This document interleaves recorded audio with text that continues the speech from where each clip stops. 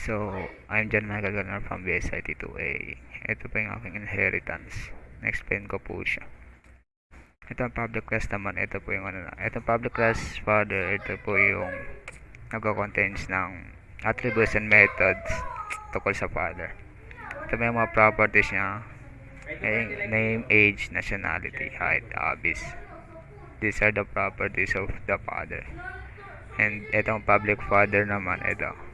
Public father, siya pa yung constructor natin, and itong hobbies as a empty container para sa hobbies natin. Tapos itong public void display, syempre alam naman natin yan, siya pa yung magpiprint ng father's details sa console. Ito para sa console right line. And itong string join naman po, ito po para po madugtong natin yung hobbies natin as a single line po. Ganun po. And as a public interface, ito naman sa interface model natin. Ito ang public interface model natin. Siya pa yung kasi contract for classes. Ibig sabihin, itong interface model natin, dinidefine niya yung record properties and method, but di niya ni-implement yung mga properties niya, yung itong string, name, age na siya. Katulad din ng father, pero hindi niya ni-implement to.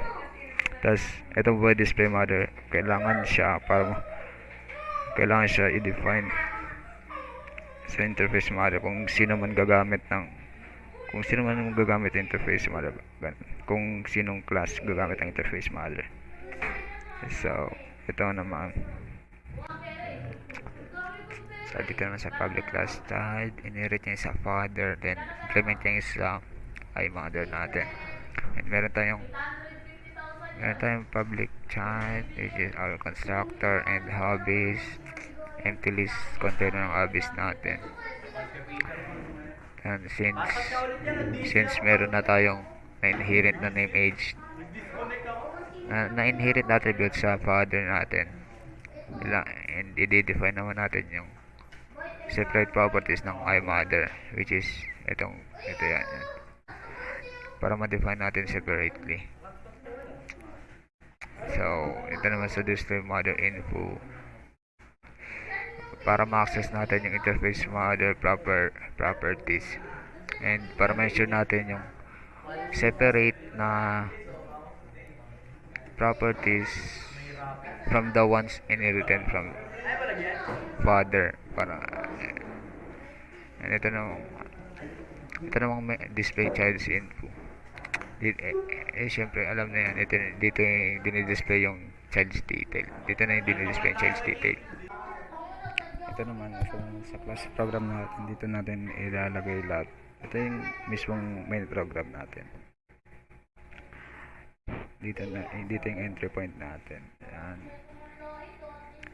So, dito yung details ng father, yung name, tapos dito yung mga hobbies niya, and dun katulad din sa child natin. And ito naman sa mothers natin, gamit tayo ng explicit interface implementation para ma-assign natin yung name ng mother. And ito namang nasa dulo is yung i-display natin or i-print natin yung father, mother, and child's detail. Tapos ito na, i-run natin. Ayan na siya. Ito na yung output niya. Sorry dyan. Ayun lang, salamat.